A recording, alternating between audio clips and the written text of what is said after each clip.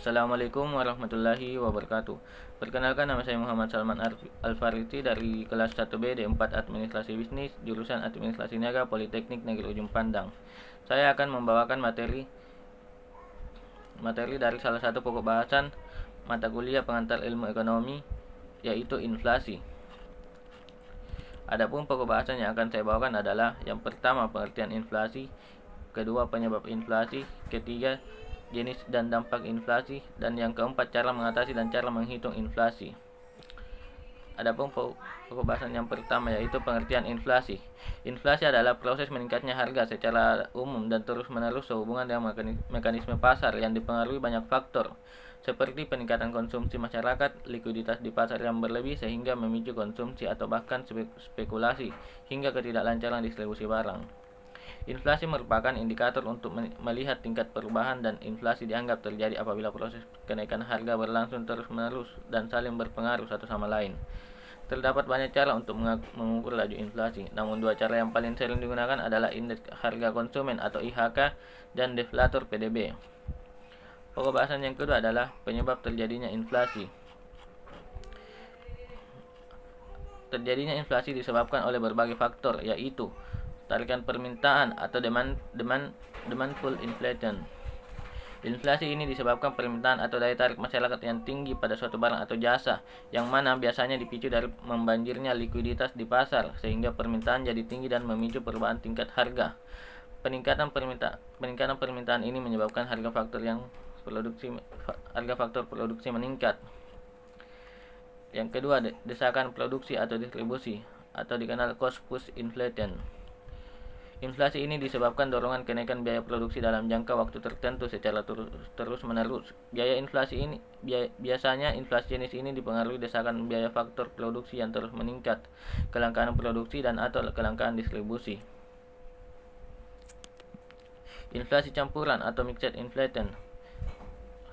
Inflasi ini terjadi akibat kenaikan penawaran dan permintaan yang disebabkan oleh ketidakseimbangan antar keduanya. Misalnya ketika permintaan pada barang atau jasa A meningkat, lalu menyebabkan persediaan barang atau jasa A turun, sedangkan pengganti atau substitusinya terbatas atau tidak ada.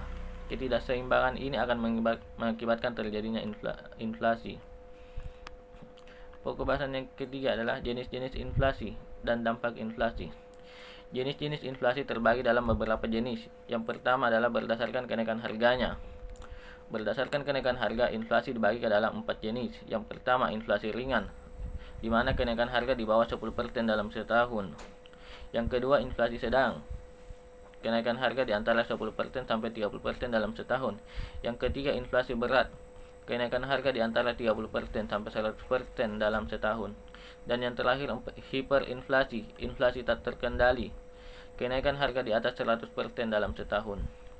Jenis yang kedua, berdasarkan asalnya. Berdasarkan asalnya, inflasi dibagi menjadi dua, yaitu inflasi dari dalam negeri atau domestic inflation. Inflasi berasal dari dalam negeri, misalnya akibat terjadinya defisit anggaran belanja yang dibiayai dengan cara mencetak uang baru dan gagalnya pasar yang berakibat harga bahan makanan menjadi mahal. Yang kedua, inflasi dari luar negeri atau imported inflation. Inflasi dari luar negeri adalah inflasi yang terjadi sebagai akibat naiknya harga barang impor. Hal ini bisa terjadi akibat biaya produksi barang di luar negeri tinggi atau adanya kenaikan tarif impor barang.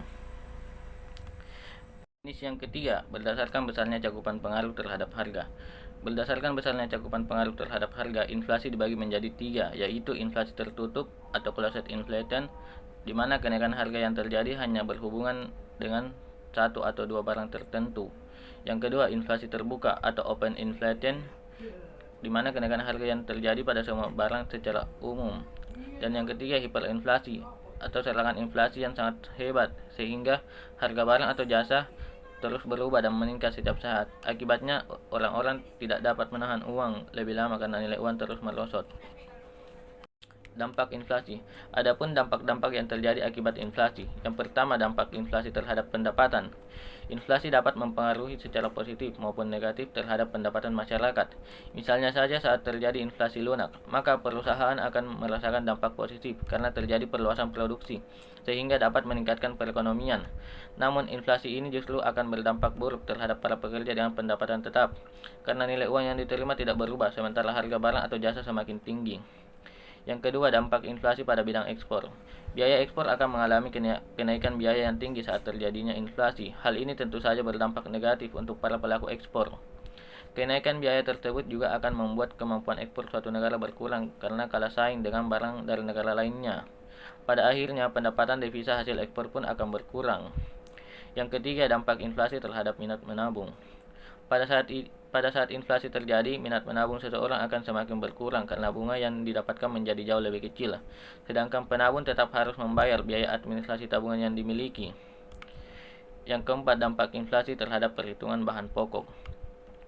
Inflasi juga akan membuat perhitungan dan penetapan harga bahan pokok menjadi lebih sulit karena bisa jadi terlalu kecil ataupun terlalu besar. Hal ini disebabkan oleh prediksi persentase inflasi di masa yang akan datang tidak akurat, sehingga proses penetapan harga pokok dan harga jual menjadi tidak tepat. Pokok bahasan yang keempat adalah cara mengatasi dan menghitung inflasi.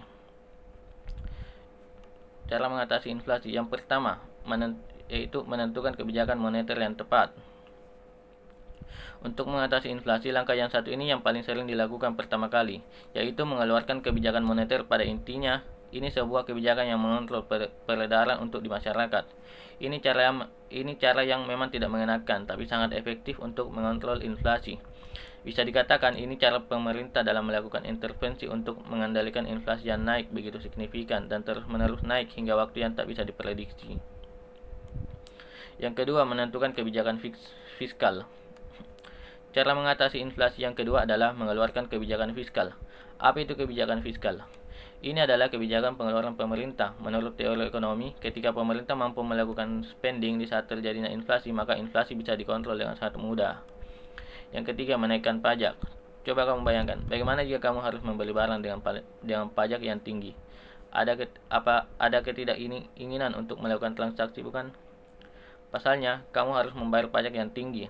Apa akibatnya? Kamu dan masyarakat lain pun akan mulai mengurangi pengeluaran. Uang yang beredar di masyarakat akan berkurang.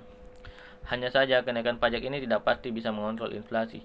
Ini tergantung pada jenis pajak apa yang dinaikkan. Dalam hal ini, pemerintah harus jeli ketika menerapkan kebijakan yang satu ini. Yang keempat, mengurangi pengeluaran. Pemerintah memang harus melakukan spending atau pengeluaran.